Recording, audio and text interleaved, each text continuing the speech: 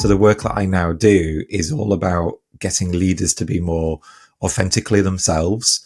And I use that caveat in here. There's actually, when we talk about authenticity and vulnerability particularly, what I don't mean is share everything with everybody, because there still needs to be some level of boundaries, and that's absolutely fine.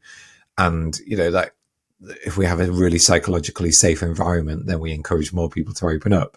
But when I started to share my story with people, both my peers within business and also the team that I had around me, the connection that I built was fantastic, and the relationships, because no longer was I walking through the door and saying, "Oh, David, morning, how are you? How's everything doing? Oh, I've got a great weekend." I was able to walk through the door and say, "Do you know what? It's not been great, but I'm coming into work for a bit of switch off, and I love being here, and it's great to be around. But just bear with me today. I've had a bit of a difficult weekend, so bear with me, basically." And that doesn't give the team to take advantage, but actually it gives them the ability to relate. So when they're having really bad time, they will feel more open with you and connect there, and know that you understand that you aren't invincible, that you aren't a machine, that actually you are just human. Hello and welcome back to another episode of Leading with Integrity. I'm going to do a very brief intro this week because it is a slightly longer than usual episode, so I want to get straight to that conversation as quickly as possible, raring to go. This week we're talking about an all-important issue in the modern workplace, and that is mental health. Not just for leaders, but for the people that you lead as well. And to help me do that, I'm joined by my guest this week, Gary Parsons. He is a leadership mental health advocate. He's created a new program called The Selfish Leaders, and we'll hear more about that and why those two things connect very shortly. And he's been through his own experiences with all of these issues as well, and is quite open talking about all of those. So there's plenty to cover today, hence the slightly longer episode than usual. And it is an important topic that all leaders in the modern workplace should be thinking about. So without further ado, let's get Gary on the show.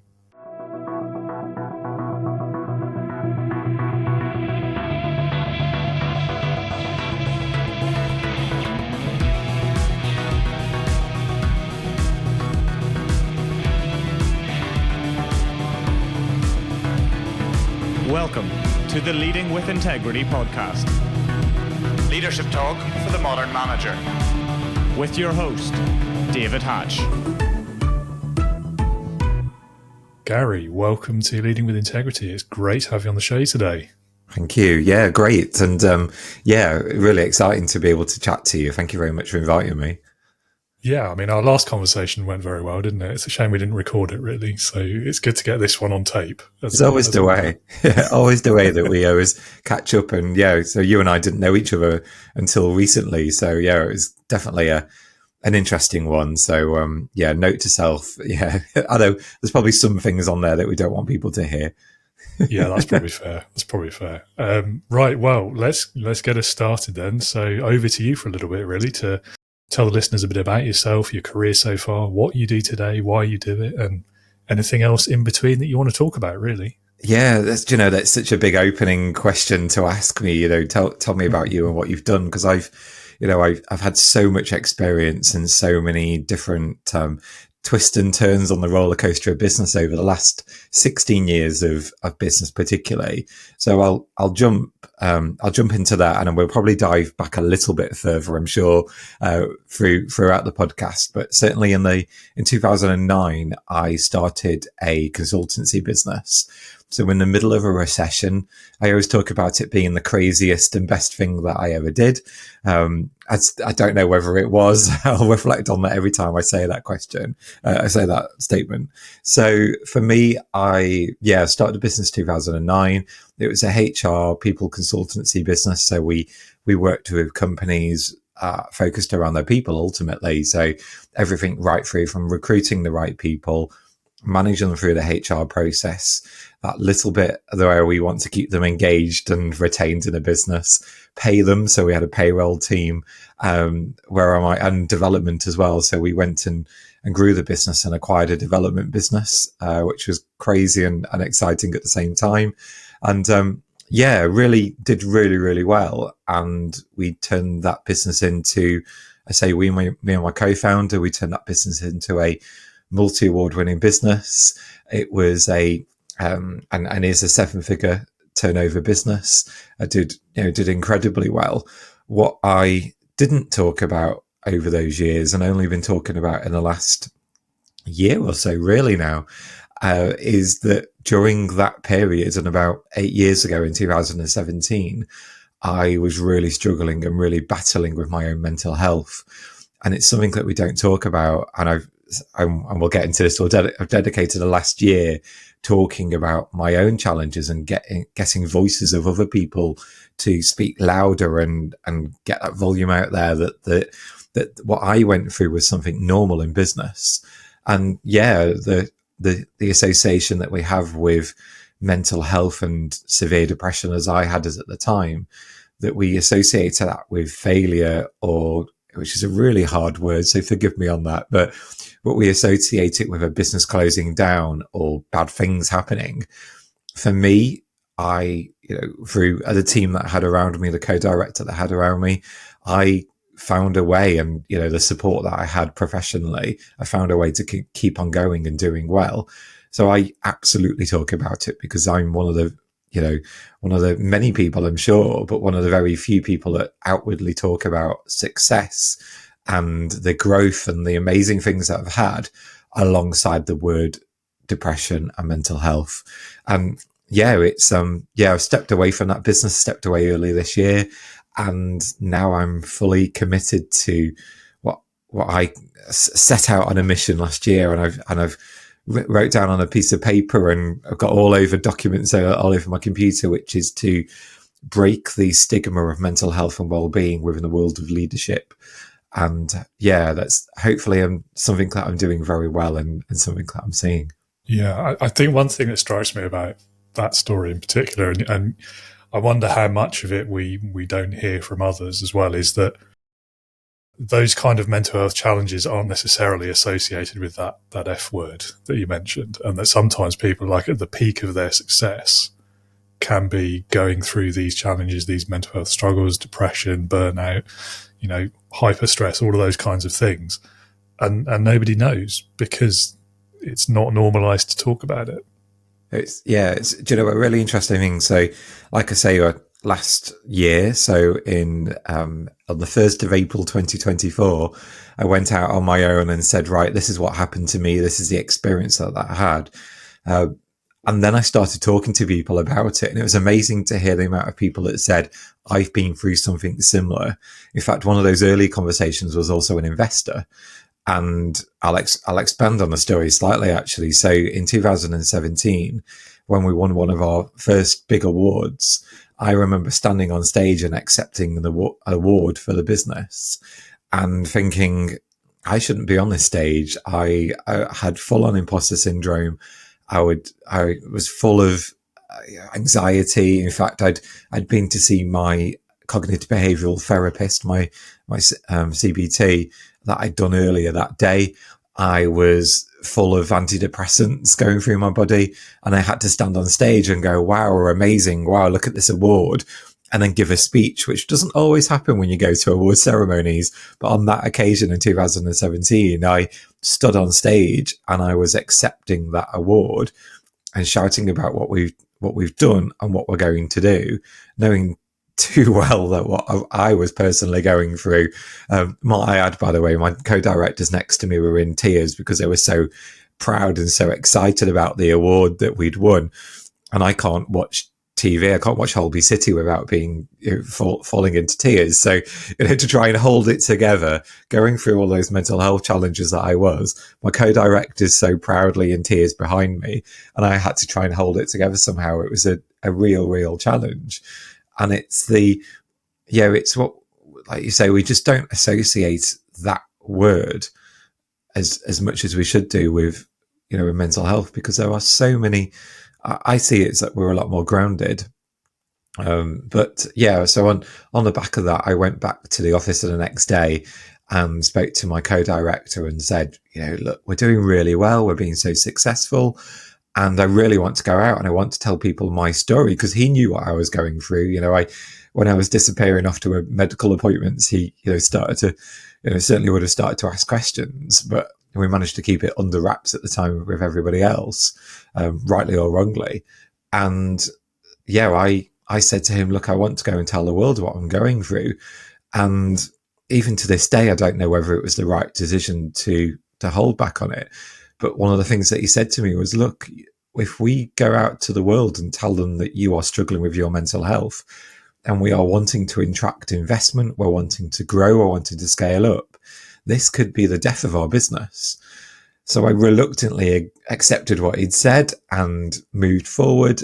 And it kind of went 360 in lots of ways. So like I say, in April last year, I started on this journey to telling my story. And the investor that I spoke to, I said that exact story to him. And he said, do you know what, Gary, if I was around your business at that time and I knew what you were going through, I would have invested in your business more, knowing what I now know, than if I didn't know that. Because, you're being honest and you're being vulnerable. And I get that you care and you're working really hard. And we've got an understanding of it. And it was really, really interesting to hear an investor say that, ironically, if I'd stayed in that business, he would have invested in it, a little bit more, hearing what I'd said. And it just made me think there are so many business owners, particularly, and leaders in businesses that if they do open up, I wonder how many investors would invest in their business. And that stereotype that we've got of, and forgive me on a stereotype, but these, there's many, I look at like Mary Poppins, right, where you've got that big banking hall, certainly the original one, that banking hall full of, old men with grey hair, in suits, deciding who's going to get what investment where. That isn't the reality of 2025 and the world that we're now in. I accept that it still exists in lots of ways, but in reality, it doesn't. And forgive me, there's one stat that I will share with you, and I know your audience will absolutely be interested in this.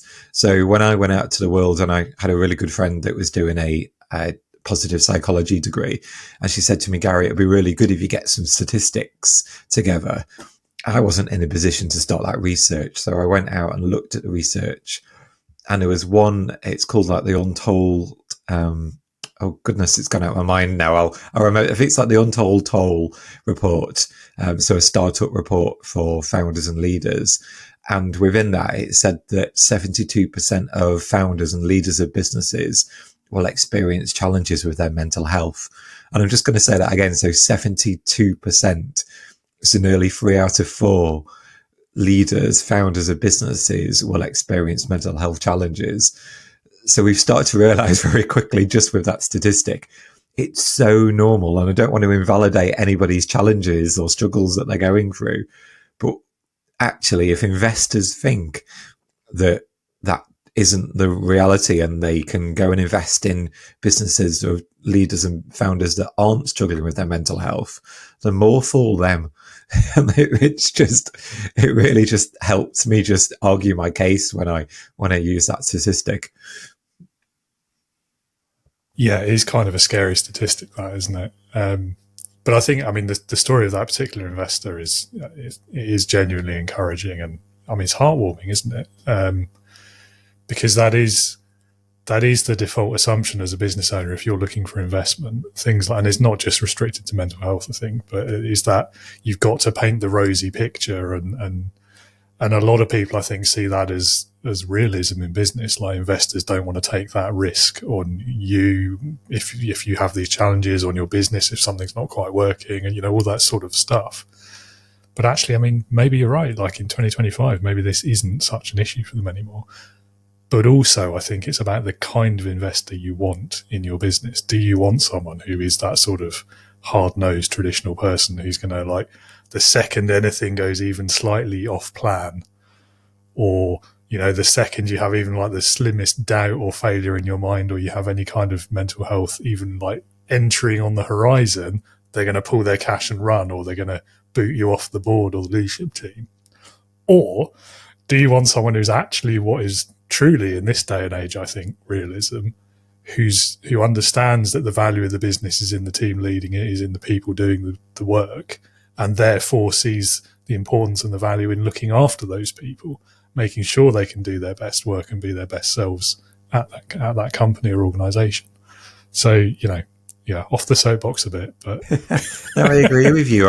I do this now as you know, I as a professional speaker and through my podcast that we'll mention at some point, I'm sure. So the work that I now do is all about getting leaders to be more authentically themselves. And I use that caveat in here. There's actually, when we talk about authenticity and vulnerability, particularly, what I don't mean is share everything with everybody, because there still needs to be some level of boundaries, and that's absolutely fine. And, that if we have a really psychologically safe environment, then we encourage more people to open up. But when I started to share my story with people, both my peers within business and also the team that I had around me, the connection that I built was fantastic, and the relationships, because no longer was I walking through the door and saying, "Oh, David, morning, how are you? How's everything doing? Oh, I've got a great weekend."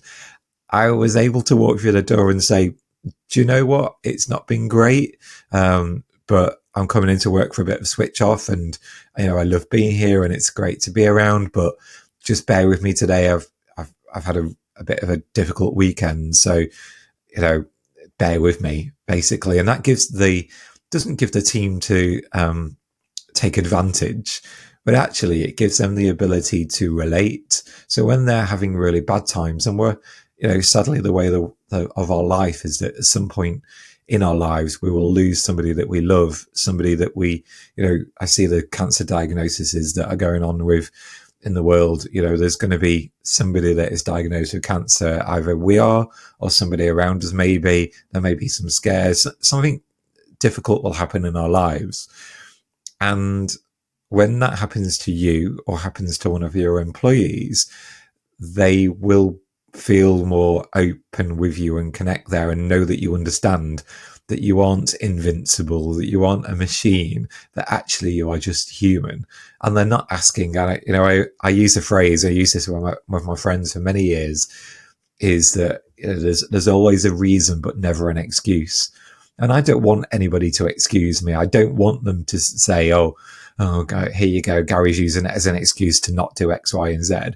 But I want some compassion and understanding. I want them to understand that I'm not a robot and I am human, and these things and again, I don't want to invalidate fake people, but normal things happen to normal people, and we are just normal humans, and we just start to just work on an even level, really. Yeah, I agree. I think it's about setting that example as well, isn't it? Because by doing that as the leader, you're showing others that it's okay to be the same way, to talk about some of these things, to socialise it even.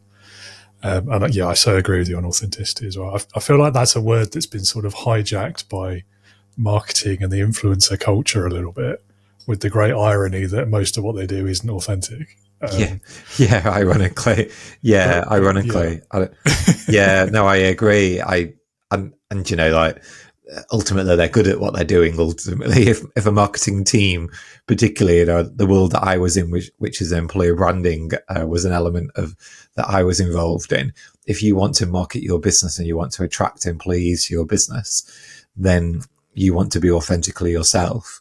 But I think we're good. We're good at kind of spotting the signs of people that are pretending to be authentic.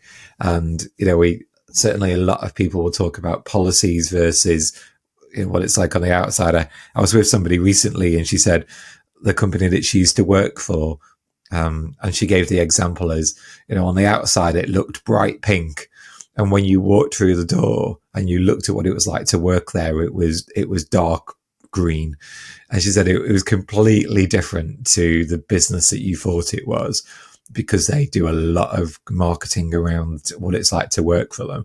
But internally for her, it wasn't it wasn't like that whatsoever. And I say for her because we all have different views and we all have different ways, and things tick our boxes and some things really don't. But yeah, good marketing teams really do hone in on it. But I just think just don't try. Just give more exposure to those directors, those leaders, the employees that are absolutely speaking volumes, because they will be the ones that will authentically talk about what it's like and live the culture of your business. And when employees come along, you want them to see what it's authentically like, because if they walk through the door, they're going to leave rather quickly if they don't align to what they want it to be. So it's pointless having values on a wall that you don't match. It really is. It's just, it's counterintuitive. It really is. Yeah, it's short-term thinking, I think. I mean, from leaders though, I mean, you're so right. Nobody expects that kind of authentic leadership that involves telling everyone everything all the time, like about what I had for dinner or picture your lunch or whatever, that silliness side of it. I think what it's really about is what you do choose to share is honest and truthful and really you. And I think it's so tied up in everything you've been talking about, and the mental health side of it as well, like that internal struggle that you never talked about and all of that sort of side of it, but also things like with the business. If things aren't going so well, like this is the classic example, isn't it? Like you've missed a financial target or a bit of investment didn't come in, and you just tell people everything's fine and you have a smile on your face the whole time. When inside, as the business owner, as the leader, you're like, how am I going to make payroll next month? And I think sharing some of that, people appreciate the honesty. They appreciate the trust you're placing in them by sharing some of that. But also, I think later down the line, they'll look back on it and be like, do you know what? I'm really glad that business owner was honest with me, because it enabled me to plan for what might happen that next month if the worst happened. As opposed to getting caught by surprise. It's a difficult example because, absolutely, if you tell employees that you're not going to be able to pay them next month, the first thing they'll do is panic. And the reality is that you feel like you might not be able to pay him, wages next month. Ironically, without getting too technical onto it, your obligation as a director is that you're potentially insolvent. So you shouldn't be trading there and then, in my professional and personal opinion. However, go and talk to an accountant and a solicitor to check the legalities around it. But certainly, that's a challenge there. But actually, if it means that you just need to make one more sale, and it's more achievable to overcome that challenge, then that's when you start to think about, is it worth sharing?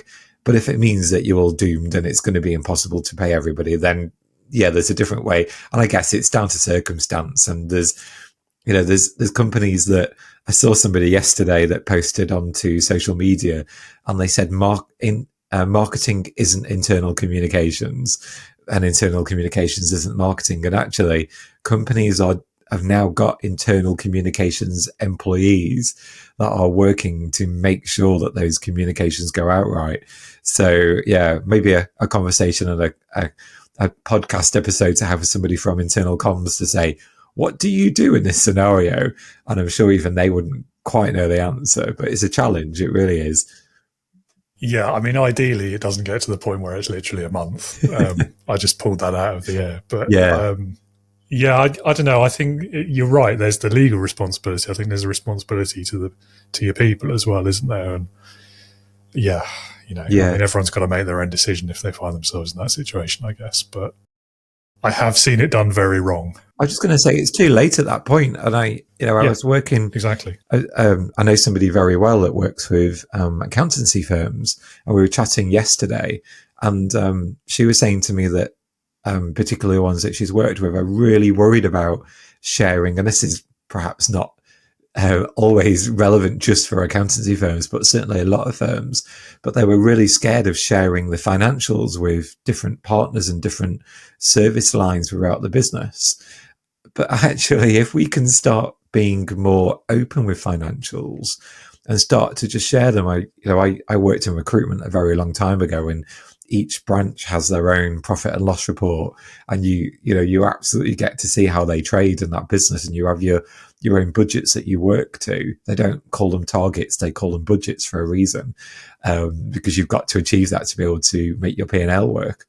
So, if we start being, I'm just going to simplify it. If we start treating our employees like adults and start helping them and getting their understanding of it, then they know how to change that, move that needle on that P&L, so they can make a difference and they can work with you. And of course, we all know that if we all, I think it's common knowledge, but if we have a purpose and it's a shared purpose, and all employees and leaders all relate to that shared purpose. And we saw that with COVID 5 years ago, that when we all know what we're trying to do, when we all have a shared common purpose, then we all do, a majority of us certainly, work towards that shared goal, that shared purpose. So when we start communicating with our employees and, leaders on whole different levels, on a whole new level, should I say, then that's when we really, really do see a difference, and we see a lot more success in companies, and that especially honesty and vulnerability and authenticity. Absolutely. I think it's a question of trust for me as well. Like, for all of those reasons that you've said, and that they're treating your employees like adults, 100%. And the flip side of that, I think, is like, if you refuse, especially if people are asking the questions about it because they want to know, because there's genuine curiosity and interest there, and you're refusing to give them, like, the natural response then is, well, why aren't you what aren't you telling me? What's going wrong? What's happening behind it? Are you stealing from the company? Like, are we a week away from bankruptcy? What's going on here? And so you create that negative thing that you're probably trying to avoid by not telling them in the first place. So again, there's a massive irony there, isn't there? Yeah, that distrust, dishonesty, that deceit, perhaps. Yeah, which might not even be there, but that's the natural assumption if you won't do something, isn't it? Or you won't share a bit of information, is that you're trying to keep some sort of secret. Yeah. And I guess the other thing, I mean, depending on the size of your business, it's public information anyway at a certain point. So they're going to go and find it if they really want to know. Either way, you might as well just share it when it comes to financials anyway. Yeah, absolutely. And I don't want to get too dragged into, at all get dragged into politics, especially in the current world that we're in. But we've seen, certainly the US and the UK have started to do this, isn't it, as well now? But they're really trying to hone in on where they can make savings. And as part of that, they were sharing where departments were spending money. And okay, they were using those examples to justify a small amount of money compared to the other 98% of the money that they spend. But we get to understand through that honesty, that transparency, where the money is being spent. And we have that different level of accountability. And I do think that accountability absolutely needs to be more open and more transparent in businesses as well. And, I guess it's, the word is transparent, whether we are experiencing challenges and we need to do something about it, and we are being honest and open and sharing things, then, absolutely, it goes back to what I said about, always a reason but never an excuse.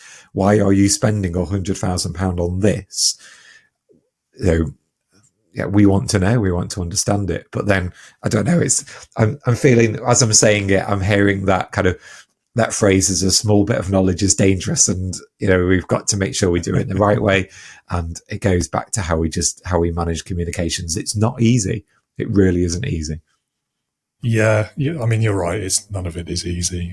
I guess, my default position has always been, regardless of whether it's good news or bad news, I think, would I rather people heard it from me and that therefore there is a conversation in which I can participate as the leader?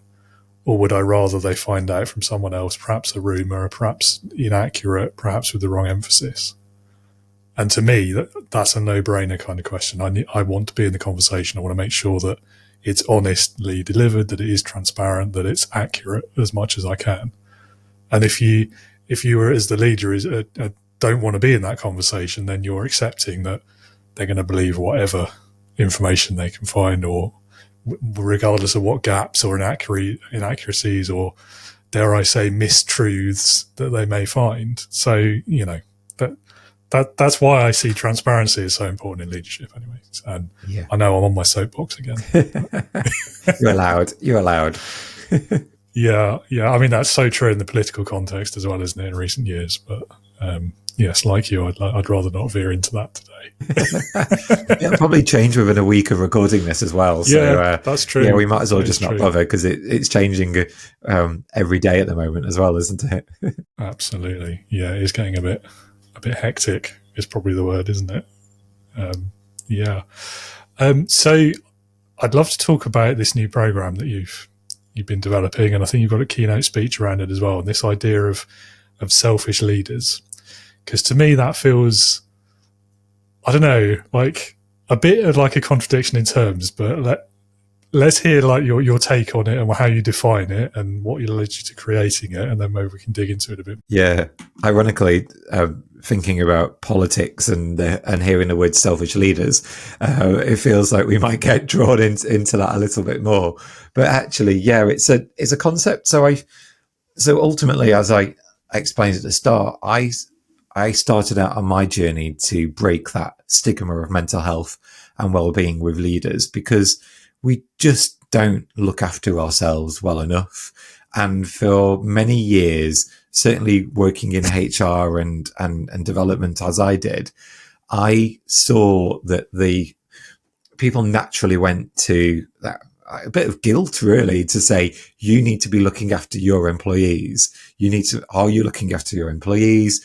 Are you, the mental health first aid qualification that's done very well in terms of popularity? And I think people I've seen personally started to question that now, to go, is that still fit for purpose? But certainly, growth in that area is great, and certainly branding point of view. So I started to see it a lot where people were going, you need to look after your employees. If you're not looking after your employees, then you're a bad person. And it really frustrated me. It really, really did.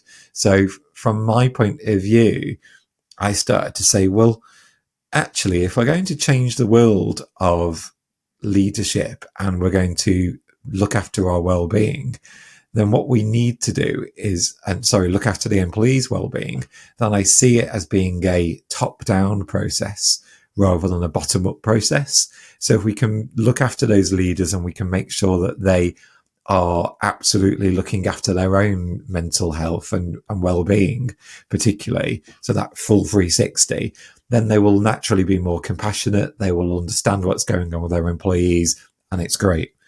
And what I was realizing is that we just don't prioritize ourselves whatsoever. We really, really don't. And so for me, the word selfish is, for many years, and I've decided I'm going to go on a mission to change the definition of a dictionary. I've just ordered a t-shirt that's got selfish written across the front of it as a label, and then a new definition on the back of the t-shirt, so people will see, they will go, wow, he's calling himself selfish. And I think for me, the word selfish particularly is, if we start looking after ourselves, if we are a little bit more selfish, then we can start being more selfless. And from what I see in the work that I've been doing over the last year on a one-to-one and with groups of people, is that there are a lot of selfless leaders out there that are absolutely making sure that their employees, their teams around them, are supported, that they've got everything that they possibly need. But they're doing it from an empty place in lots of ways. They're overstretched, under-resourced. Their capacity is just, they're lacking in the ability to have, they're doing far too many hours.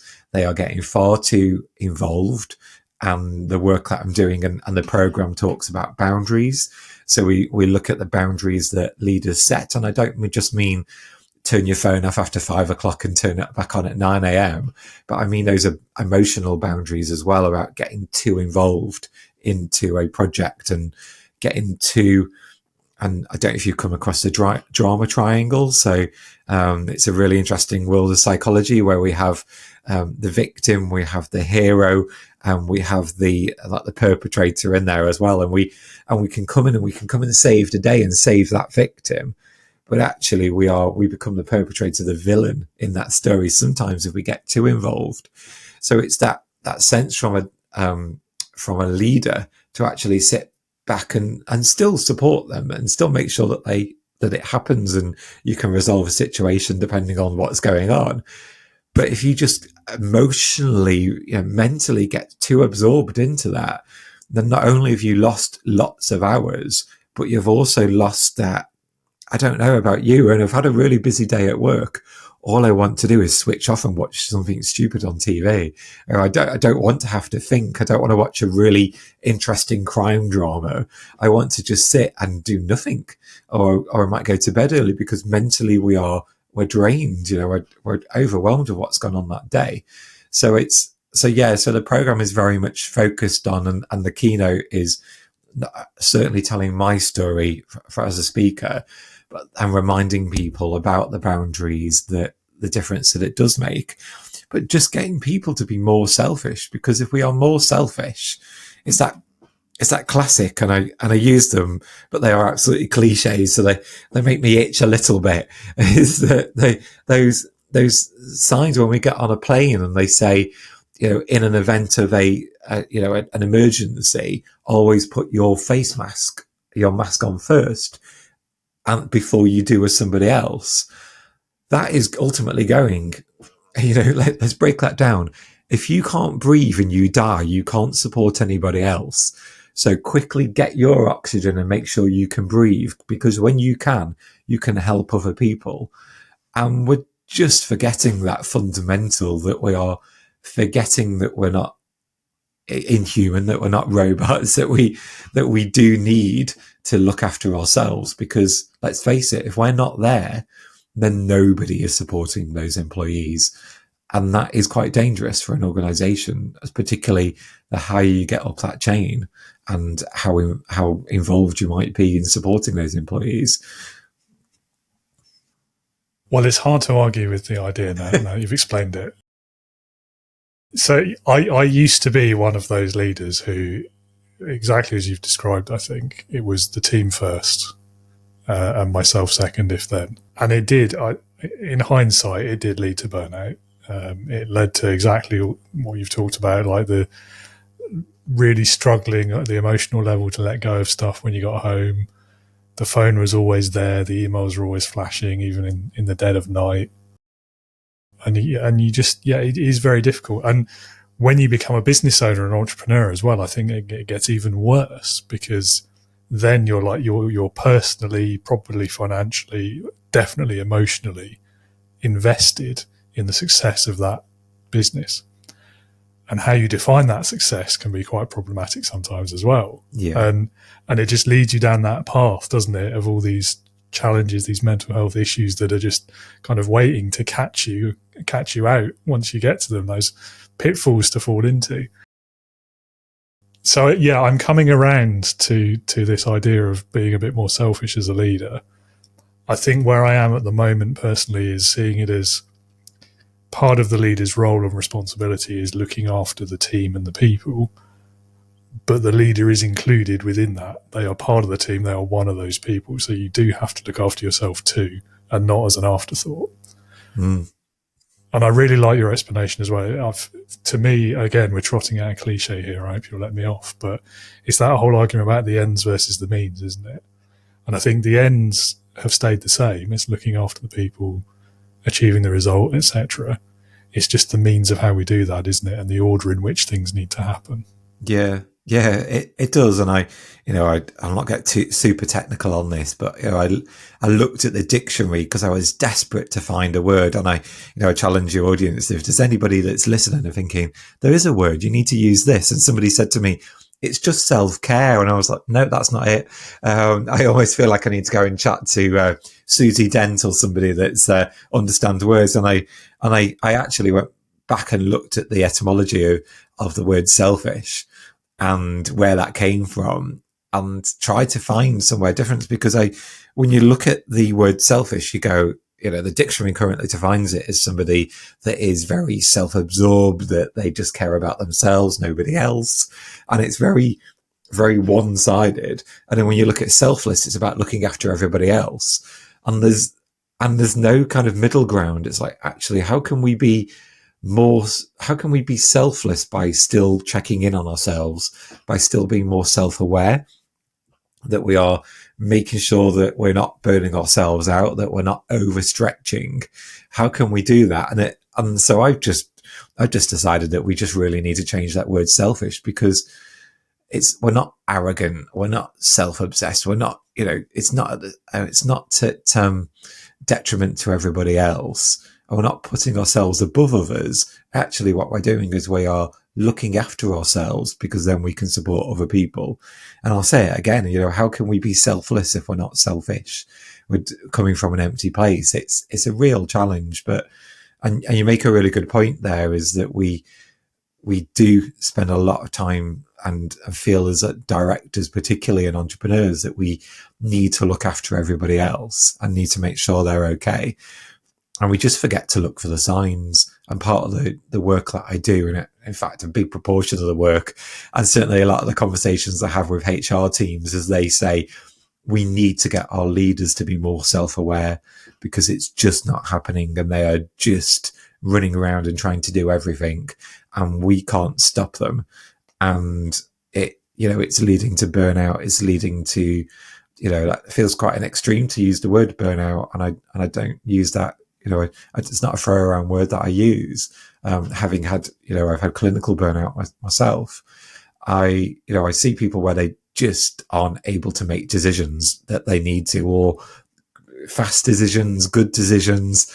They're not able to be creative in their thinking, which is, all of these signs that burnout is coming, particularly. And I remember those days myself, because, and I will say this, because I saw a social media post yesterday of somebody that's business has closed down, an accountancy business that has closed down. And he said on his post, I didn't spot the signs for 6, 12, 18 months. But with hindsight, I realized what was going on. And we have an unhealthy obsession with business when we are an entrepreneur, when we're wanting to go and take over the world, particularly mission-led entrepreneurs. We, less of the hobbies, but again, it's dangerous. We suddenly become a little bit obsessed, and we work every hour of every day. We work till midnight. Then we get up early the next morning, and the first thing we do is we look at our phones, and we check the bank, or we go through the emails that we've got on our phones. We might take a phone call whilst we're eating breakfast on the way into the office. We are absolutely addicted to business. And there's been a really toxic productivity culture that needs to stop, where people are saying, if you don't work 12 hours a day, you're not up at 8 a.m., you're not pumping iron at the gym before you go to work. If you aren't going to every networking event, if you aren't doing any of these things, do you really care about your business? And it's, unfortunately, the world of social media has let that toxic productivity culture manifest itself too much. And people have started to realize that. But we get a little bit addicted, the endorphins, the excited moments where we're really working heavily on a project. That's absolutely fine. I am one of those people, but just not every day, day in, day out. You just can't do that, once a week, maybe, but not every day. It's unsustainable. And that's the word. You can't grow sustainably like that. No, I'm with you as well. And I can't stand that kind of culture either, the social media side of it, in particular around this hustle culture, the entrepreneur, all of that.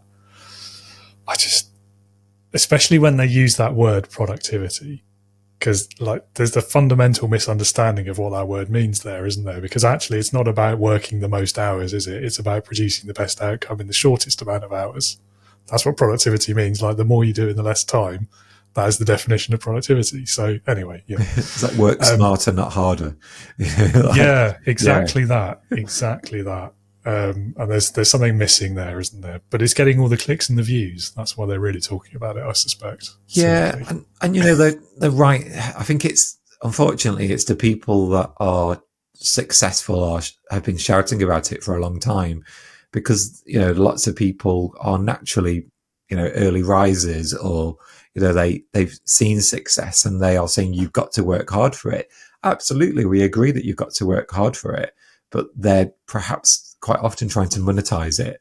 And, I go back to the fact of I've had a very successful business that I've exited, in the last couple of months, and great. I've been successful. I am successful. And, you made that statement of, how do we define success? And I think that is it ultimately. How do we define success? And I work with, so I qualified as a mentor last year because it was something I consciously wanted to do. I stayed away from coaching because I like to get more involved and more under the skin of what's going on. And as a mentor, the thing that I really do push with individuals, with entrepreneurs and leaders that I'm working with, is that you don't need to earn £1 million to be able to be successful. You can be successful of £100,000. And, I started telling this story only a few weeks ago. I remember the year that we did 1.2 million, and we did incredibly well. It was great. It was a really busy, hectic year. The best year was the following year, which we did £800,000, and, so £400,000 less. And we were happier. We were more productive. We had less people in the business doing that. And we were more efficient. We were better at what we did. And we're so much. I really enjoyed that year that we did 800,000 compared to the year prior. And it was just the type of business that we were doing was that was the main thing really, because it wasn't the one that was time consuming. It wasn't the low margin stuff. It was the services that matter, and working with the customers in a completely different way to what we'd done before. We tested it, and we'd test and fail, and as you do, and we worked so much better the following year. And I think that is it. How do you define success? And don't go chasing those arbitrary targets of £1 million. I talk about a 7-figure business, one, because of the legalities around it now I've exited, but I don't want people to just hear the word 1 million and get excited. That was a lot of stuff was going on to be able to get those 7 figures, and 6 figures is fine too. In fact, I've got a great friend of mine that talks about being a 3-figure entrepreneur. So it's not that bad. No, I'm with you. And I think that idea about how we define success as well, I think there's that whole keeping up with the Joneses aspect of it, isn't there? And again, social media, I think, makes this problem a lot worse. But why let someone else's definition of success control your business, your life? And again, this is something that I've struggled with over the years as well. But right now, I'm both the happiest I've ever been professionally and probably the least successful by that traditional metric. But for me, success is, can I sleep at night? Yes. Do I enjoy what I do pretty much every day? Yes. That's it. That's all I need personally. As long as I can raise enough to keep the mortgage paid and the roof over our heads, that's all we need, and thankfully I don't have to do that bit alone. So you're absolutely right. And I go back to that statistic of 72% of leaders that struggle with their mental health. I can't quite remember the exact figure now, but I know it's quite high in terms of sleep. And, certainly it's a huge proportion of founders, of leaders of businesses that are really struggling with their sleep. That's not something I want to be a part of, and absolutely was, and we all do struggle with our sleep here and there. In fact, I had a good night's sleep last night, which was nice. For a couple of days I'd not been able to. But why are we putting these pressures on ourselves when that means that we can't sleep? When we really want to, I don't have a family as an immediate family, children, etc. But if you've got your own children, your other half, your wife, husband, whatever it may be, if you are so tired to the point where you can't spend the time with your children, with your family, then that's not great either. And, They don't want to be looking over and seeing that you are working all of those hours and not showing that relationship with you. And I think, I call it a life-work balance, and it's not a work-life balance. Again, putting life first at the beginning. Ultimately, it's a life-work balance that we need to get better at. And I've seen some people do it very successfully and have some very successful businesses on the back of it. And yeah, it all sounds quite theoretical, but honestly, people that are, if you listen to this now and just reflecting on it, think to yourself, actually, where can I make changes because I need to? And you might be in desperate times and you might be struggling. But, honestly, if you can start working on the things that matter to you, some of the poorest people that I know are the happiest people. So don't chase those monetary targets. If you can break even, if you can pay those bills, and even look at how those bills are, where you can take bills away, whether if you're certainly a solo entrepreneur, a micro entrepreneur, if you can take cost away, as you would do in business, by the way, if you can take cost away of your own or reduce those costs or restructure that finance in a different way, go and do it. Because why are we chase the top line so often, but it's the bottom line that we need to be working on as entrepreneurs. Go and do that in your own life. Go and see where you can do. I've certainly, step away from my business, I've certainly lowered my overheads. I really have done. I live on my own. I've got a big mortgage. Just spent a lot of money renovating my house. I absolutely have reduced the amount of money that I spend every month. And have I really noticed a difference? Probably not. So, yeah, I always find, especially like the monthly ingoings and outgoings, you spend what you have. I find it's never difficult. Like if you have loads, it's really easy to find ways to spend it. But it's also, I think, if you really sit down and think about it properly, as you've suggested, it's also quite easy when that incoming is dropping to reduce all those things you were spending on. It brings focus to an extent. And again, I don't want to minimize anyone's challenges either. But I think it's something that's easier to scale than it may appear.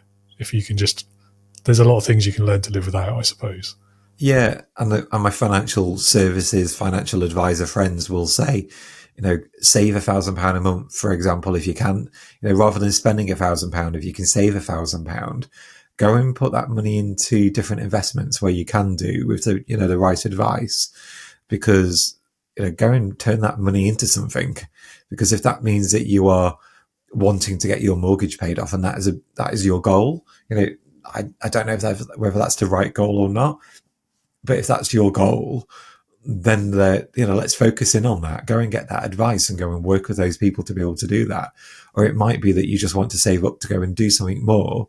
Or as somebody that I was talking to yesterday, and it's great that I'm surrounding myself with these people, by the way, but her and her husband are buying I've got a camper van. I've got a Transporter T6 for anybody that knows them. It's a Volkswagen camper van, which is great. So I was talking to her yesterday and she's getting a Crafter, which is like the Mercedes Sprinter version of the VW. And I was so envious of it, but she's worked really hard. They've saved up. That's where they're spending their money.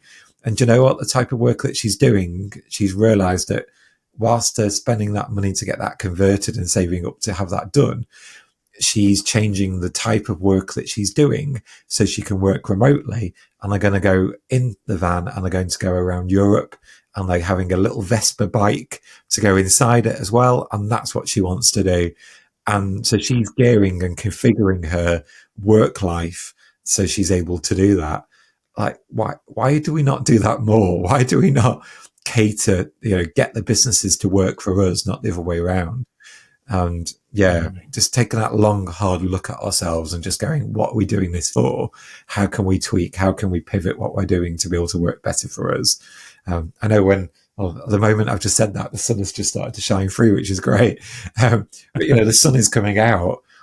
I'm going to be going out in my camper van and working away and, using my laptop and working from there where I can do. So, I just need to get a couple of things for it to do it.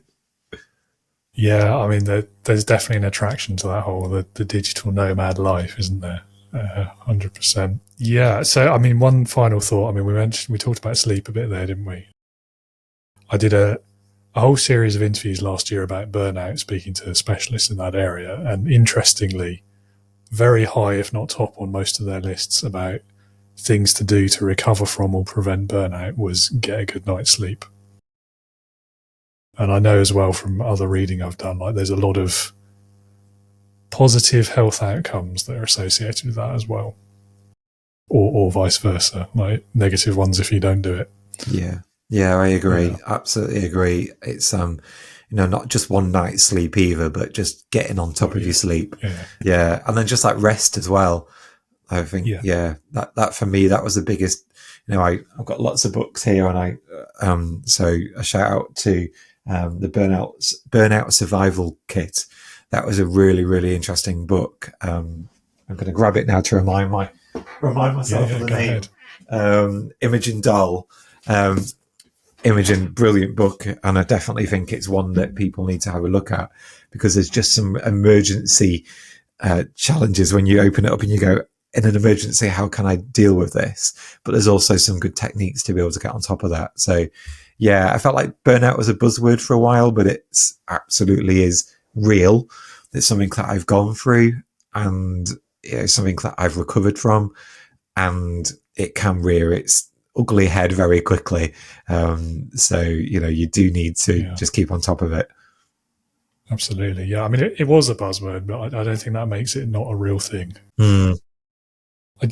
My memory's not as good as yours, so I can't remember the exact statistic, but it was certainly, I think it still is, it's on the rise, isn't it, across, globally. So yeah, I'm not sure what that means either in the context of the rest of the world and national economies and all that sort of thing. But yeah, I know the World Health Organization, they did identify that burnout is a huge challenge. And it's something that when they start talking about it, you realize how big it is. It really is. And, within the business community, I think the frustrating thing for me I've tried to look at research of this, that we don't record. Many people don't get the diagnosis of burnout and lots of different things, but ultimately as well, we don't record the occupation of those people. A bit of a trigger warning from a suicide point of view for anyone that's listening, but I try to look at the occupation for suicide, because, we know that is unfortunately, it's something that we say far too often. Even one is too many, but we see it far too often. And I was looking at the occupation rates, and we do record it, but it's just not at a level that would be helpful for people to look at. To look at leaders, for business owners particularly. And, I look at names like Kate Spade, the well-known fashion designer who took her life at the height of success. And it's just not great. It's just not great. So we do really need to get on top of burnout, because then, we ultimately will save lives as well. Absolutely. And have a better, more productive economy. Sorry to jump in. It's like, to actually do well, let's grow GDP in the UK. Economically, we need to get better as an economy in the UK anyway. Get back on my political soapbox. But if we can support leaders and stop them from experiencing burnout, stop the closure of businesses, they can be more productive. They can do better. They can, absolutely. Why are we not investing in those leaders? It just doesn't make any sense. I'm talking with my local MP who's trying to get that message across. I was in the House of Lords at the beginning of December 2024. I was in the House of Lords and went to the House of Commons, and I had a chat with people over there. We've got lots of different entrepreneurs about that. Absolutely, and involved in something called the Lilac Review, which is about supporting disabled entrepreneurs. People don't think mental health and well-being is a disability, but it does fall into that category. And absolutely, I'm taking full advantage of that to go and get my voice heard in those circles and get people to listen and do something about it. And I had a really good chat with the Department of Trade, and they absolutely recognise that they need to be doing more to support people. So, let's keep watching the space in that side of it. But yeah, it's not just about, we need to get better to look after ourselves. It's so much bigger. It really is when we start looking at economy. No, definitely. I'm glad to hear it, that you're getting involved as well, and that the right conversations are happening. It's, I don't know, it's a difficult one for me as well. As a small business owner, I find it really frustrating. A lot of again, we're veering into politics slightly, but at government levels, like, most of the interest is usually in jobs, and jobs are associated in their minds with the big multinationals, the big corporates, even though 99.9% of the businesses in this country are small and medium. And that really winds me up. Yeah, you're right. You're right to be wound up about it. I think from my challenge that I always get is that when we talk about well-being, that people don't see the tangible, output, the tangible impact it has on, on businesses and people. And I think a lot more work needs to be done on that. It really does. There's lots around well-being from an employee point of view and generic point of view. I think, is it for every £1 we spend, we get £4 or £5 back? I think it was one of the big consulting firms that they went out and did that research, which was really helpful. So we know that when we invest that money into well-being, it does make a difference. But yeah, just the same way that we talk about businesses, absolutely. Politics is a very interesting terminology. There's the politics of getting businesses to invest in mental health and well-being is the same as getting government to invest in mental health and well-being. It's a huge challenge. And there's lots, I would say, watch this space. I think certainly there is a lot more businesses that are shouting up about it and making people hear. I will share something with you if I can quickly find it whilst we're talking. So I worked with the local East Midlands Chamber of Commerce, and they went out and they did their economic so they do a quarterly economic survey. So the results have just come out of that. So this is literally hot off the press. The day of recording this, hot off the press. So when they went and looked at the data, we asked 4 questions, and I'm just trying to grab the information in front of me, hastily trying to find it. So we said to them, to the businesses, what are the primary challenges that are affecting your own well-being as a business leader and an owner? Now this goes out to, I think it's over 3,000, I think it is, different businesses. I think they had about 700 or 800 people reply. Waiting to get those stats, so forgive me. But the biggest challenge that they had that was affecting well-being, which was nearly 60%, was, and we've mentioned it already, was work-life balance, or life-work balance, as I like to say. Some of the others were financial stress was the other one. So we know economically, the climate that we're in, we need to work on that. There's loads of different responses on here. Employee related issues, regulatory pressures, business growth, isolation and loneliness. It's lots of different stuff that's going on. I've had that email about an hour before I started chatting with yourself, so it literally is hot off the press. So I'm going to be looking at that data a little bit more.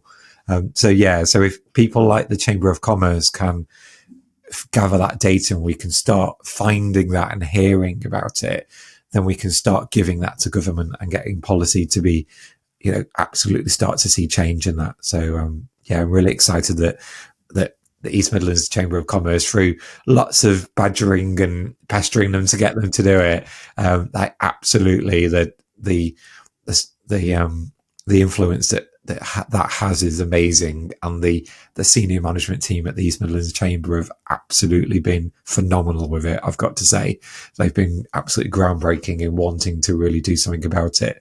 So watch this space. I think is maybe is the phrase to mention.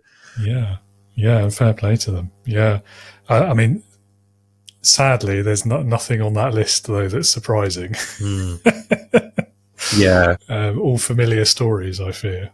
But it's good that it's getting the right attention, though. I think we need to ask why now, though. And I think I was on a members call a few days, the middle of last week, and there was members on there, and they were talking about, what challenges are you seeing in business, and the classic recruitment challenge was coming up. Trying to recruit people. Absolutely, that was there. And also the challenge of finding people with the right skills to go into businesses was there. Now you couple that with the challenging economic climate, they need people to do the work. When are you going to burn out? When are you going to have the biggest challenges around your own well-being within your businesses? When are leaders going to feel it the most? It's when they have a challenging level of resource and workforce that they've got orders coming through the door and they need to service those clients and they can't do it. So everybody's working overtime and burning themselves out. That's not great. And lots of those businesses, ultimately, the bigger ones particularly, are having recruitment freezes as well. I don't know where where budgets will go this year and where challenges will go, but we've seen that the employer national insurance going up is making businesses not want to recruit because not want to recruit. They want to recruit. They just can't afford it. When they look at on paper, they just can't afford it. And people are seeing bills go up hundreds of thousands, millions of pounds. So they are doing the best they can with the people that they've got. So the pressure that is on businesses from, like I say, employees right up to leaders is just too much right now. So yeah, it doesn't surprise me seeing stats like that. And I think it's just going to get worse, unfortunately, which is why I need to do more work and go out there and help people through that. But even I can't wave that magic wand. No, sadly not. If only. Absolutely. I'd be a very rich man if that was the case. Yeah. Of course I would only make sure I'd pay my bills. I would be the ultimate philanthropist, I guess, isn't it? Yeah. Right. So, I've just glanced at the time and we've been going over an hour. Time is flying. I think one more, it's kind of the same question, but there's two sides to it, I suppose, before we have a quick chat about leadership more generally.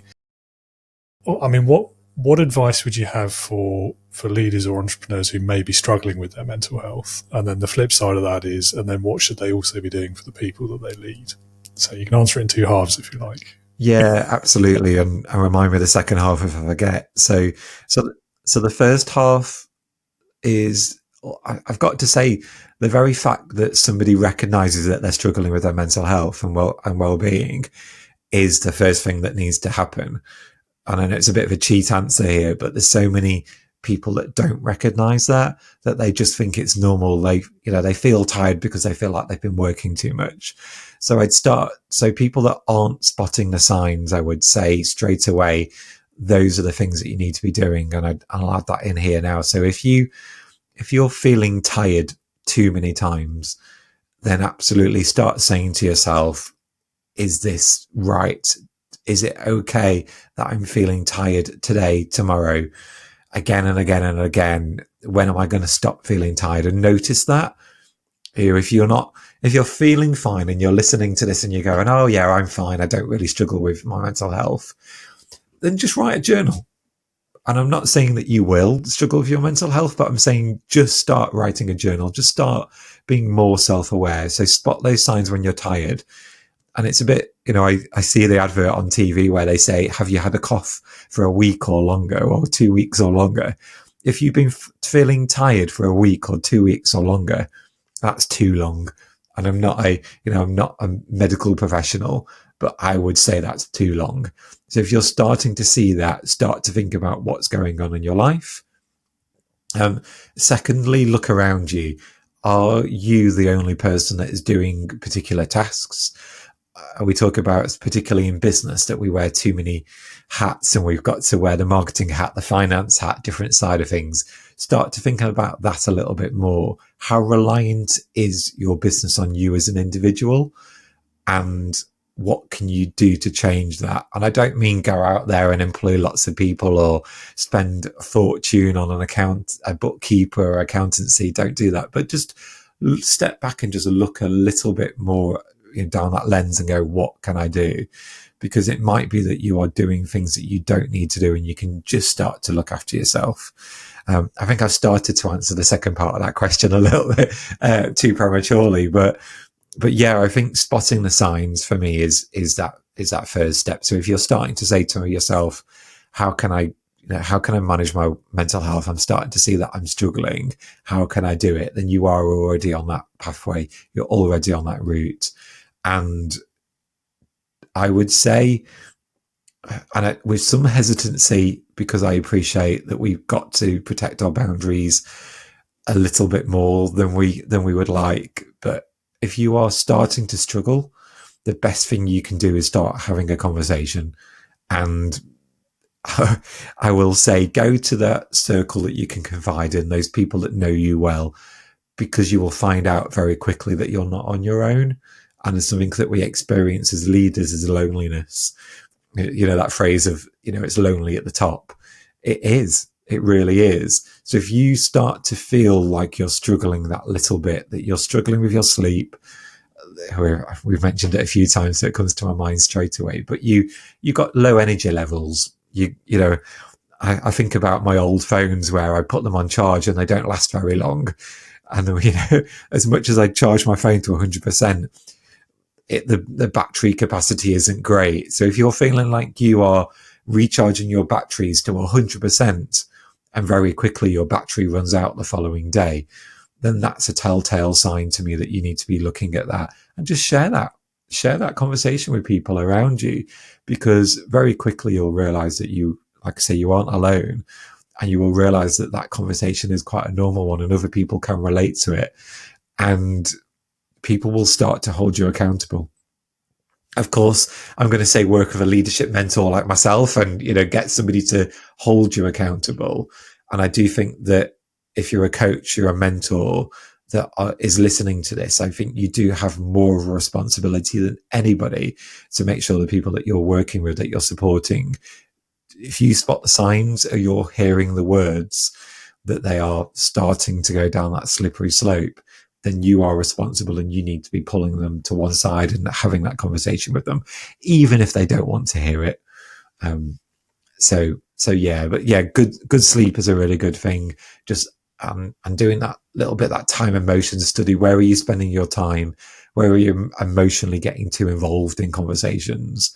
And where can you just draw that line, that boundaries? And, if I may, sorry, I appreciate I've gone on a bit of a tangent in your answer. Go and have a look at a video that I've done on this on YouTube, Gary Parsons UK. From my point of view, so I've developed something called the SELF framework. So it's part of the selfish leadership program that I've developed. And that is and it SELF ultimately stands for 4 different things. So that is setting our boundaries. I think I've already talked about that one quite a lot. Elevate your well-being. So get that higher up on the list for you. Lead with intention. So think about how you're going through that day, how you can lead with intention ultimately, and then foster growth. And that means growth from your point of view. How can you learn from the experiences that you've gone through? And then then in turn, role models grow throughout your team as well. So set boundaries, elevate well-being, lead with intention, and foster growth. If you can get that right, then that's how you can get on top of your own well-being. Okay, thank you. Yeah, I think part of it, and I guess it's tied up in like the stigma side of it, some of the like the hustle culture bit as well. I think there's quite a common narrative with some of these things where people, we don't want to admit that it's something we're struggling with, and that's not necessarily a self-awareness thing. It might be you're fully aware of it, you just don't want to talk about it, don't want to admit that it's an issue. Or the other side of it could be like, and I've heard this, I've been through this myself as well, it's kind of just that feeling of, well, it's just the way it is. Like if you're in a startup, if you're a co-founder, if you're an entrepreneur, it's just the way it is. Everyone goes through this. It's normal. That's how it is. So there's no point complaining about it. Just got to get on with it. Put up or shut up sort of mentality. And that second one, I mean, there's an element of truth in there, in that, yes, most people in that situation will go through this, but it's completely the wrong response to it, isn't it? Because it doesn't have to be that way, and B, it doesn't mean it's not an issue and you shouldn't be talking about it. Yeah, absolutely. It's that normalizing. And I think I wrote a blog on this last year at somebody. It rings a bell of right that many, but it's like normalizing bad mental health and well-being, and just going, oh yeah, it's normal and we accept it, and having that self-acceptance and going, oh yeah, it's fine. We do it quite easily, actually, don't we? That at the end of the week we go, God, I'm absolutely shattered. I'm really tired. But I've had a really busy week, so absolutely, yeah, I can understand why that's happened. But it's like, I've had a really good week. I've been really busy. That's why I'm tired. And every weekend I started, I reflect back on it now. I got to the point where every Saturday I'd go into hibernation. That's not right. That isn't good. Like, normalizing this behavior that the weekend is to rest and recover and go back. No, the weekend is to enjoy time with friends and family and go and do the things that aren't work related. They aren't. They're not rehab. We don't go into a weekend of rehabilitation. We are going into a weekend of fun, excitement, challenge. It's not the time where you go, oh no, I need to just go and rest and get ready for next week. It's just, I got into a habit on a Saturday morning where I'd get up and I'd go and walk to my local shop. I'd buy a beautiful little ciabatta bread. It was on the local little co-op shop. Other brands available. Little co-op shop. Get a lovely little ciabatta. Get a couple of sausages.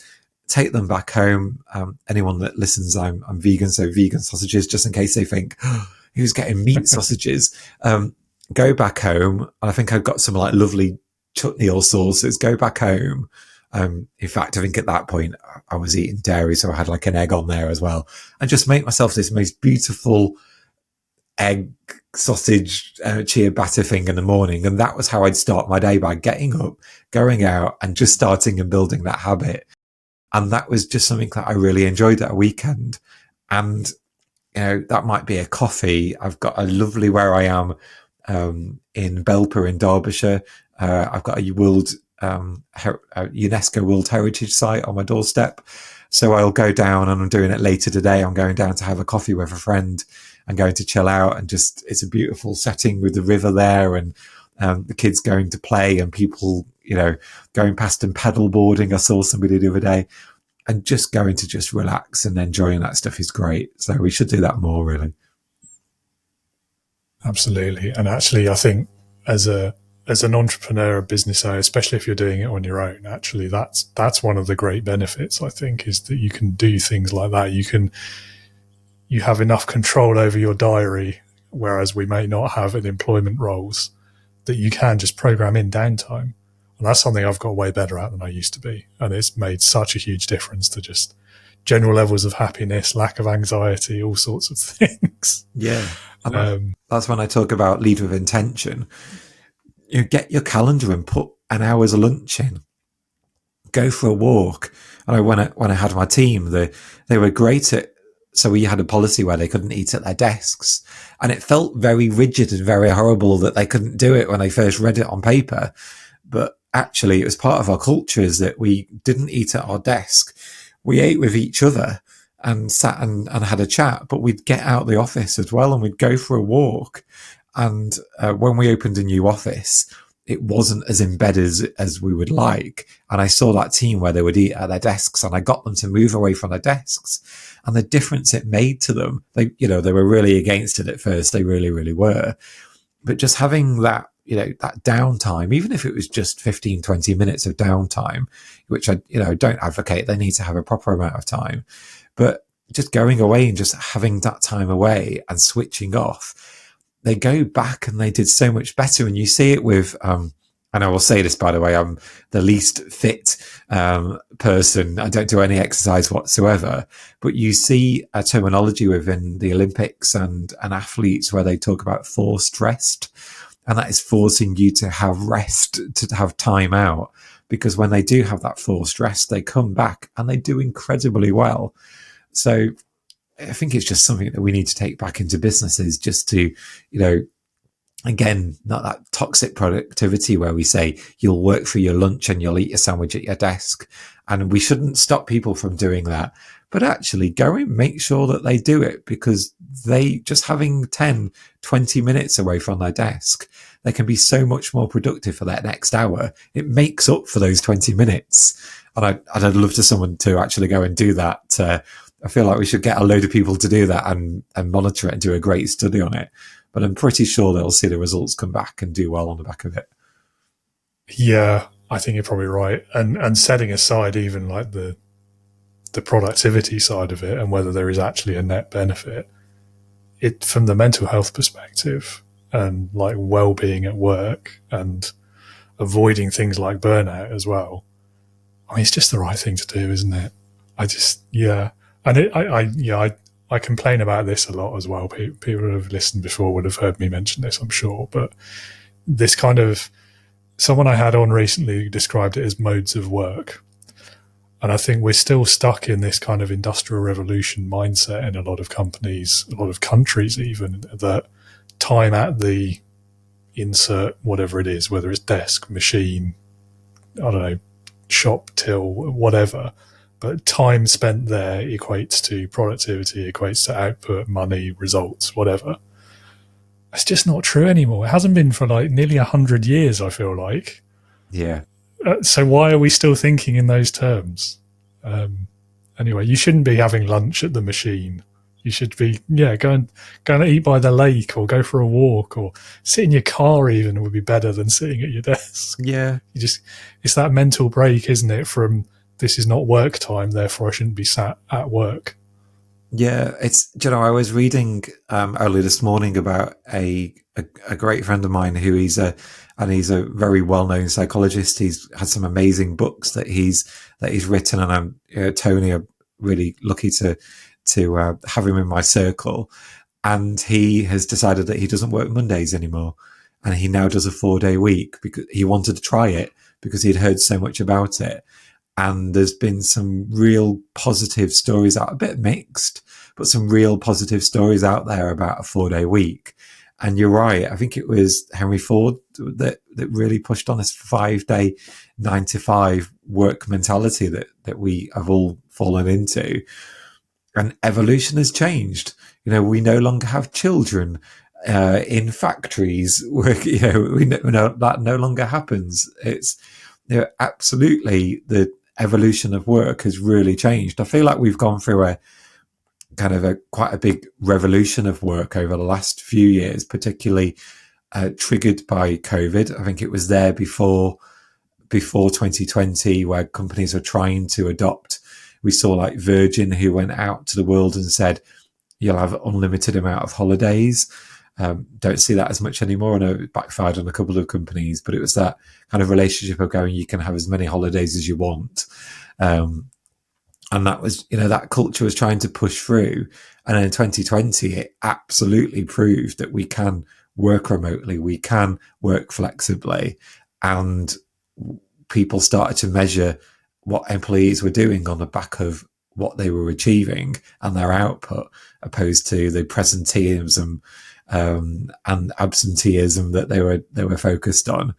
And it's a difficult. I've just been writing about that as well, that kind of that presenteeism culture. My personal opinion, lots of companies have really forced employees to go back to their business. It's because they've just not got it right. So they've had to resort to getting the employees back in the business. But do you know what? There are so many companies that have done it incredibly well and are being very successful. And those are the companies that will continue to thrive. The companies that have given up, that have admitted defeat, that have dragged their employees back in, kicking and screaming, what I add, those are the companies that will lose employees. That was my prediction, my personal prediction. Those are the businesses that will lose employees and will see employees burn out because they'll go elsewhere and they'll go and work for those companies that are a lot more flexible. And Yeah, I just don't see it working. I really don't, because they've just admitted defeat. Actually, the ones that are, I wish that they just worked on it better. I wish that they'd just done better, because the culture of those businesses have failed them, sadly. Quite a bold thing to say. I appreciate that. No, I'm with you. I think, yeah, I'm struck by every time I see one of those articles or somebody complaining about one of those companies, which is the majority of it is somebody complaining about it, isn't it? Which should be its own warning sign, I would have thought. But it's the lack of consideration for context and the lack of consultation in it. That's usually the sticking point, I think. Because I think most people, especially if they've been in the job for a while since before COVID, they will understand, okay, well, it worked fine before. Okay, for me, this would work better. But I think if you have that process where it's a conversation and you can both like exchange your views and understandings of it, then maybe meet in the middle, and hybrid is probably the solution for most businesses if everyone involved is being honest about it. But I think this kind of just this knee-jerk default to, right, well, I'm the boss, come back to the office or lose your job. I mean, you're basically just saying, I don't care about these current set of employees. That's the message you're sending, intentionally or not, because they've been working remotely for COVID years for longer. They've kept your business running, by the way. They didn't have to do that, but they did in all of those uncertain times. And it's just so disrespectful. I don't get it. Like, just have a conversation. Who's that going to hurt? Worst case, you've still got that fallback later, but at least start by talking to people about it first. I'll be honest. Again, like this, that goes back to that 360. I guess it goes back to the authenticity and the vulnerability. But just go, look, this isn't working for us because we're finding that too many employees take advantage, or we haven't quite understood how to manage as well as we can do, and openly engage with those conversations. I appreciate and I acknowledge that, and I know people in this world, that it's difficult to onboard new employees when they are remote, but there are plenty of employees that also want to work in an office.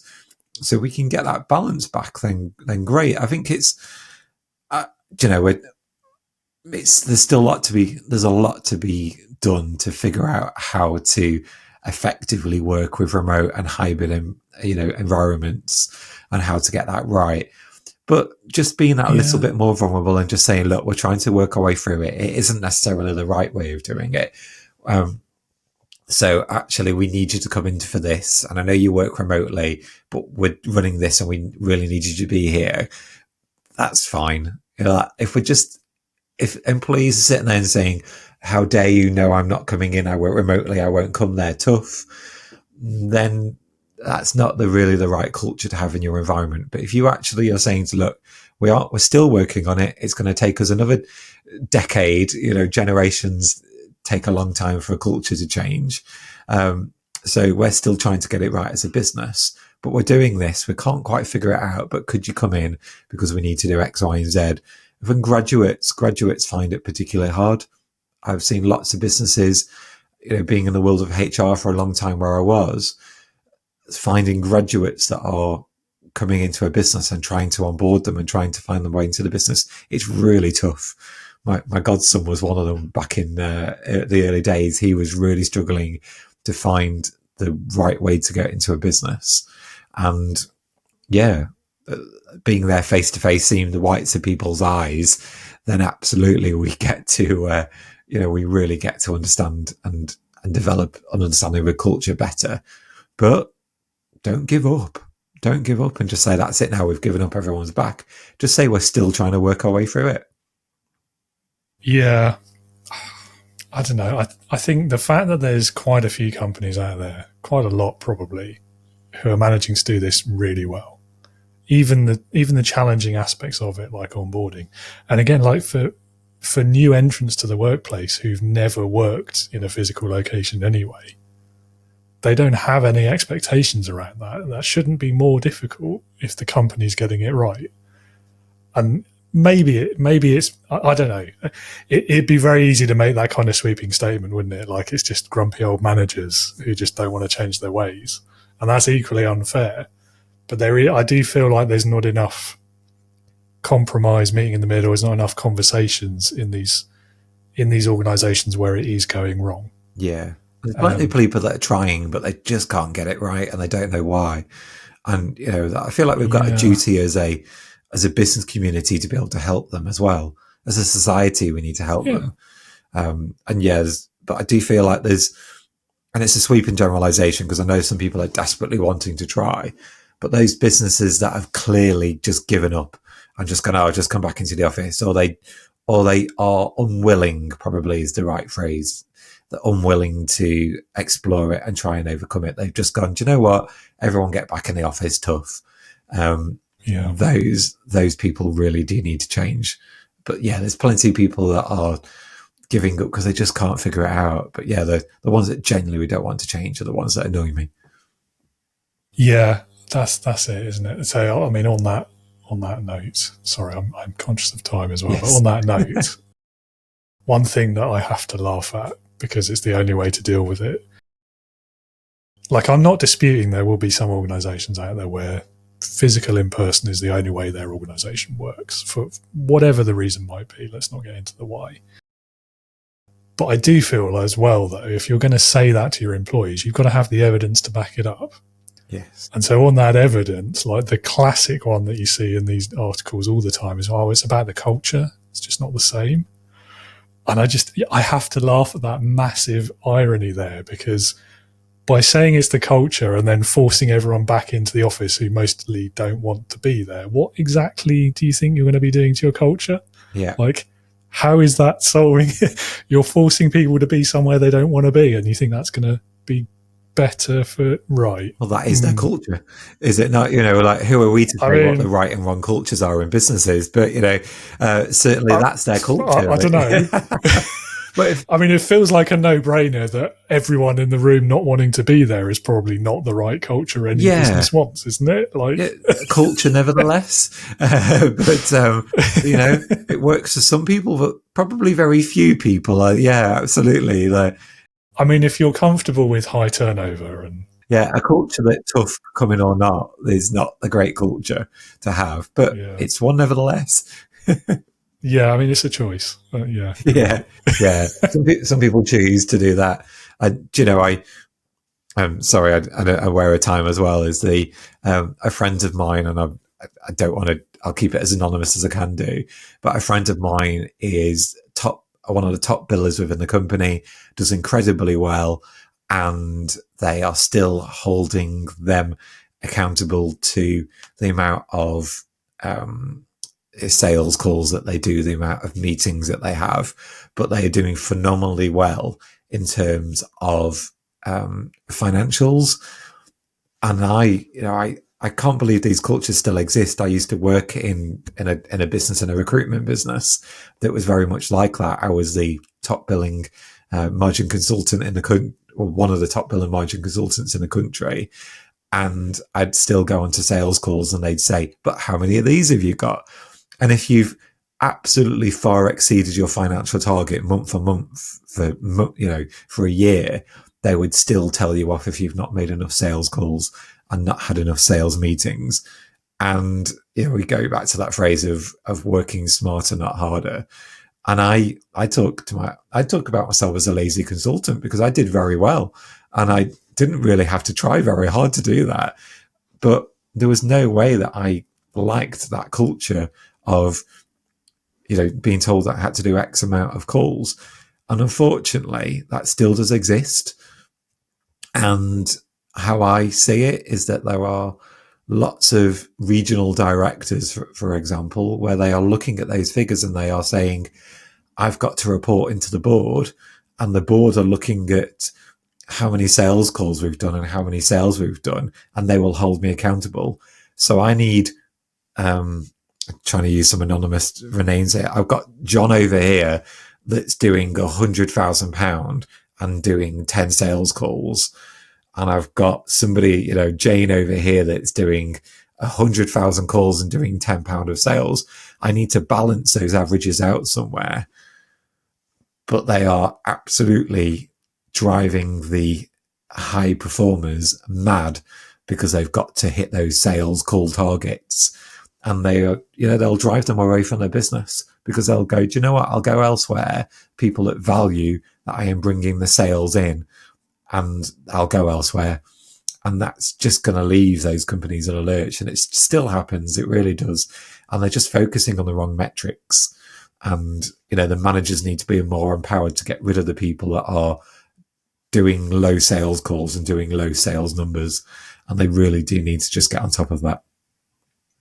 Yeah, I was going to say it's back to what we were talking about earlier, isn't it? About defining success and measuring the right things. Yeah, absolutely. And why have 100 people in your business when 50 of them are just not, okay, we need to look at the potential of those people. And if they haven't got the potential, they need to leave, sadly, reluctantly, but sadly it's a business.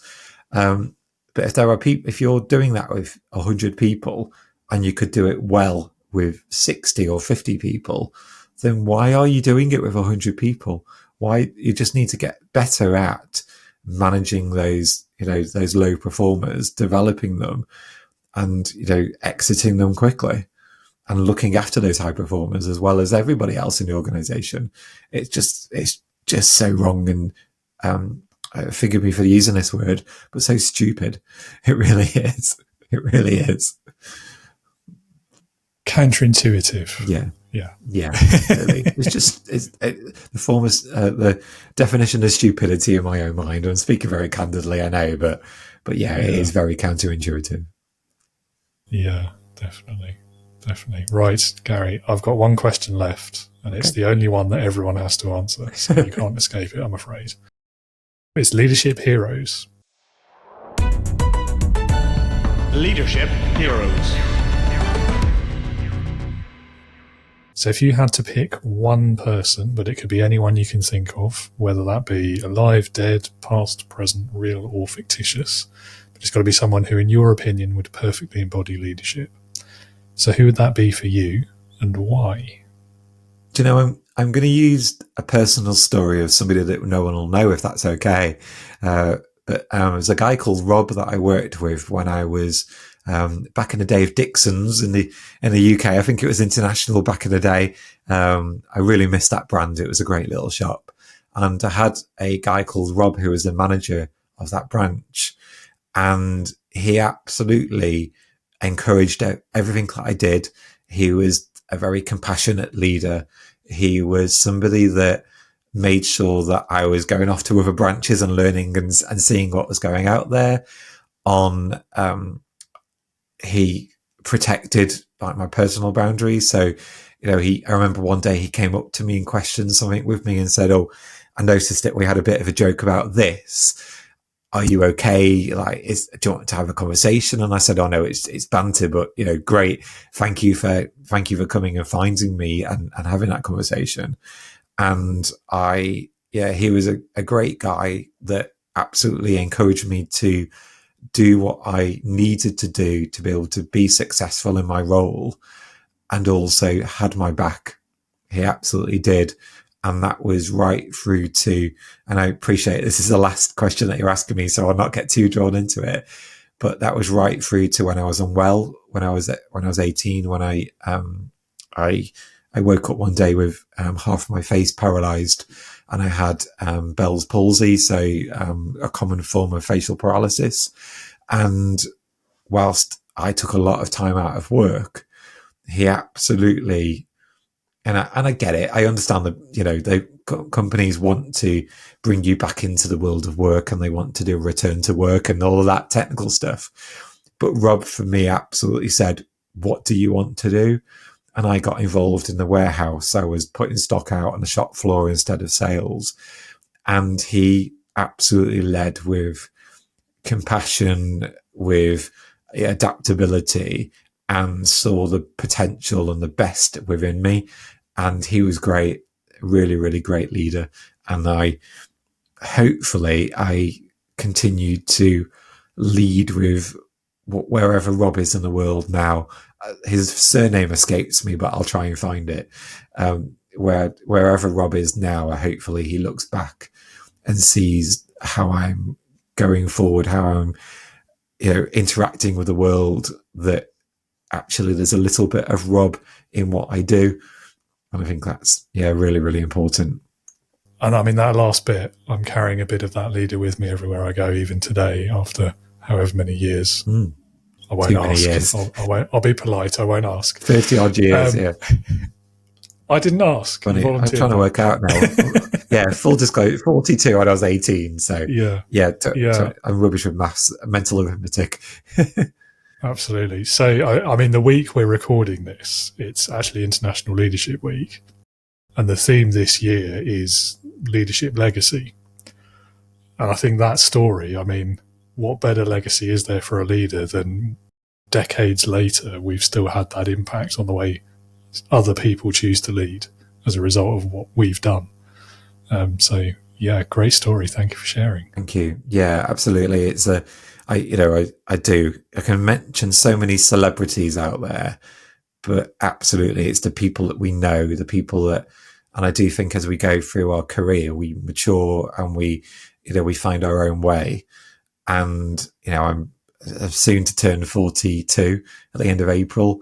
And absolutely, I'll continue to take so much from, certainly over the last year, of what I've been doing and the people that I've been mentoring. I'm taking a whole different perspective of the world with me. And whether it's, managers that I've had, leaders that I've had in my life, if I can just take a little bit from everyone and pass that, good and bad, to pass that back on to the people that I now mentor is really, really important. And get that message out there that, there isn't a stigma as much as we think there is in the world of mental health and well-being for leaders. We can be ourselves and be vulnerable and be open, and there's a lot of compassion within the business community as well. And I think we can be our own heroes, if I can use that phrase. But made up of many different parts of many different people. I like it. Well, Gary, time has flown. We've touching on hour and 45 now. So thank you so much for being so generous with your time and all of your stories and everything. If anyone in the audience would like to learn more about you, your work, perhaps get involved in your Selfish Leader program, is there a link or a website where they can go to find out more? Yeah, absolutely. So I've been lucky enough to be able to find lots of social media handles. So if you look for Gary Parsons UK, so Gary with one R, Parsons with an S on the end. So Gary Parsons UK. So on all the social media platforms, you can find me on there. To make it easier, I've got a website which is garyparsons.uk to make it easy to find me. And we've not mentioned it, but I've also got a podcast called Leaders in Disguise. So it's all talking about leaders that wear disguises, that try to navigate through life, where they hopefully come on a podcast and most often they unmask and they talk about challenges that they've never spoken about before, ranging from domestic violence through one leader, a leader where he's experienced domestic violence, right through to challenges of people considering taking their lives, and lots of successful businesses along the way. So if you look online for Leaders in Disguise, after you've listened to this episode, of course, and reviewed us and commented on this episode, then come and jump over to Leaders in Disguise, and I look forward to seeing you there over on that channel as well. Lovely. Well, Gary, I'll let you go. I know you have a busy afternoon ahead of you, so I don't want to detain you any longer, but thank you again so much, and keep up the great and important conversations that you're having. Yeah, thanks for the opportunity of being able to talk about it as well. More conversations like this, absolutely, and I'm sure they have more guests on there as well. So thank you. Yeah, well, come back anytime. I'll hold you to it. Gary, huge thanks again for your time today and for giving so much of it. Listener, viewers, there is a selection of links for Gary's websites and social medias in the show notes, as well as a link to his podcast as well. So do go and give that a listen too. And if you are that new leader, if you are stuck, if you're struggling, if you're facing that sink or swim moment in your leadership and you're looking for help, for clarity, for a safe, non-judgy kind of space to talk about some of the challenges that you may be facing in your leadership journey, do come along and join us at Integrity Leaders, the online community for new and first-time leaders, founders, new managers, etc. Again, you'll find the link in the show notes. Do come and join us. And that's all I've got time for really today. Thank you so much for being with us. I hope you'll be back again next week when we're kicking off a new month with a new guest, Al McBride, and we'll be talking about the role of negotiation and communication in leadership. Hope to see you then. And until then, stay safe. Start having some of those mental health conversations that we've talked about today. And of course, as always, be a leader, not a boss.